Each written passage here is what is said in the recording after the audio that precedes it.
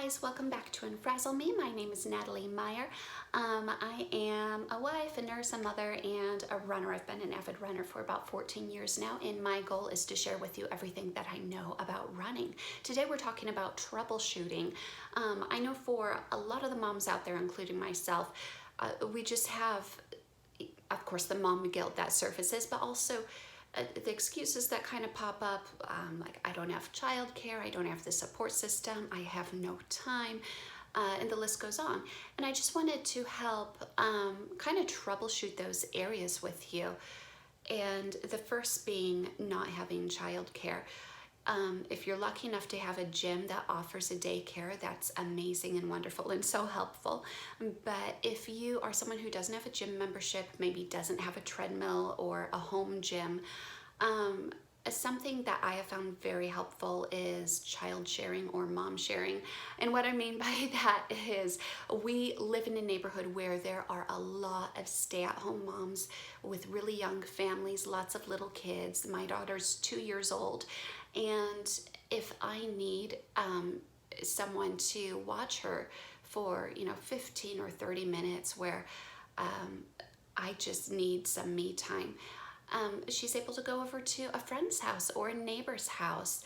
And these are people I see every single day.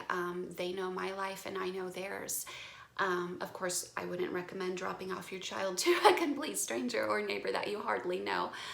But sometimes it's just helpful to do that and then to reciprocate and say, hey, if you want me to watch Johnny and Sue a little bit later today, I can definitely do that for you.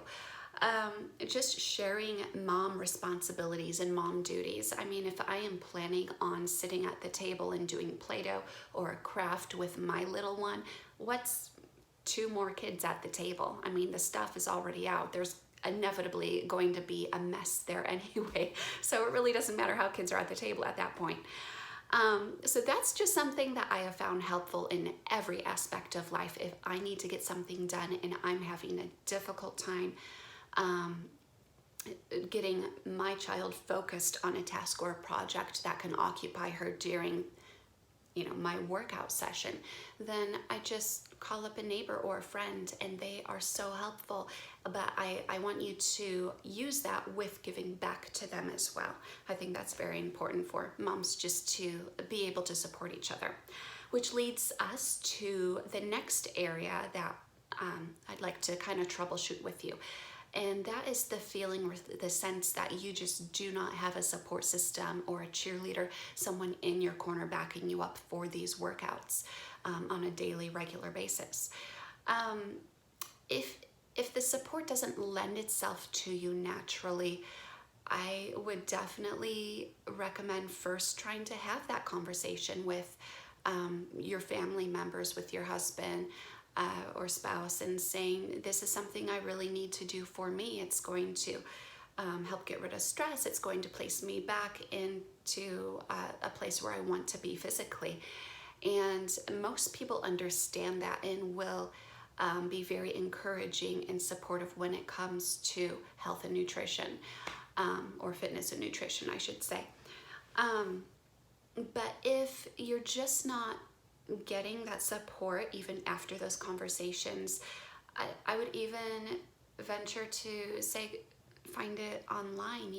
If you're already on Facebook or Instagram, if there's a social media platform that you're on, talk about your experience and your journey with struggling through those workouts and finding time. And people are very helpful. They'll start commenting and posting back and giving very helpful suggestions. It is amazing the friendships that can form online. And just finding there are communities within Facebook and Instagram for anything you really want, but there are workout communities everywhere filled with moms just like you and me who struggle to sneak it in. And sometimes just joining one of those groups can be helpful. If you don't want to rely online and want more local tangible support, then finding a running group or a running club, someone, organization that will meet every week or at least on the weekends.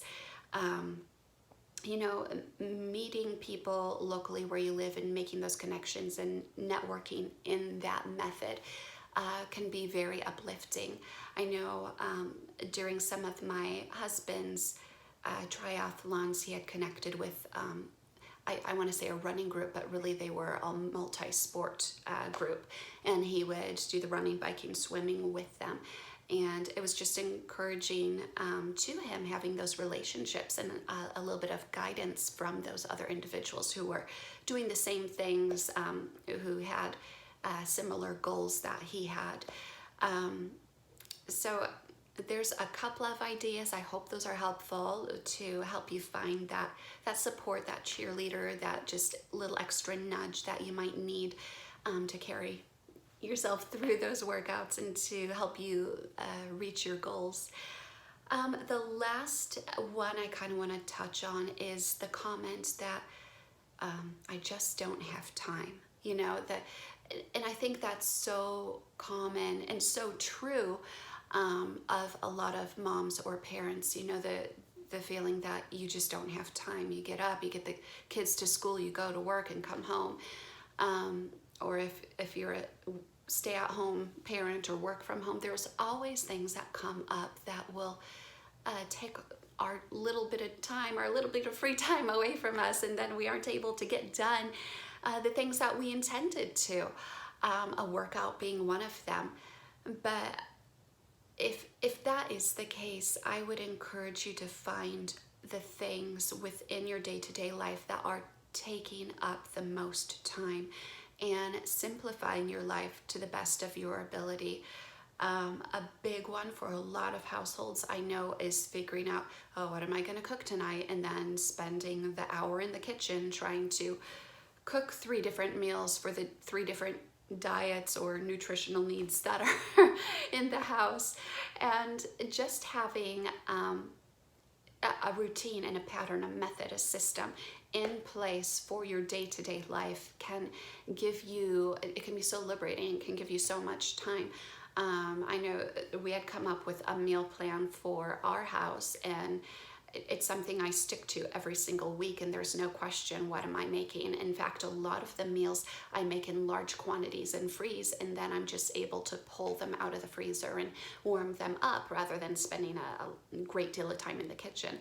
So that's just one example of simplifying your life and simplifying an area that takes up way too much time. So it requires assessment on your part, knowing where your time is going, and then problem solving and determining where you can kind of cut corners. Aside from that, you just have to make the workout a priority. And if it's not a priority, it's not going to get done, even when you do simplify your life and make the room for it. So you know, there's a couple things that have to be done with the excuse of no time. You have to simplify your life, clean it up, get it structured in a way that makes sense for you and your family, and then do it. Do the workout. Because then with all this free time, you could do Netflix also. But you just have to stick with it and make it a priority and tell yourself that there is no ifs, ands, or buts. So I hope that this segment on troubleshooting has been helpful for you. I have been able to utilize every single one of these in my own life, and I just wanted to let you know what has been helpful and pass that along. So I guess that's it for now. We will see you and talk to you later. Until then, goodbye, good luck to you, and I guess that's it. God bless.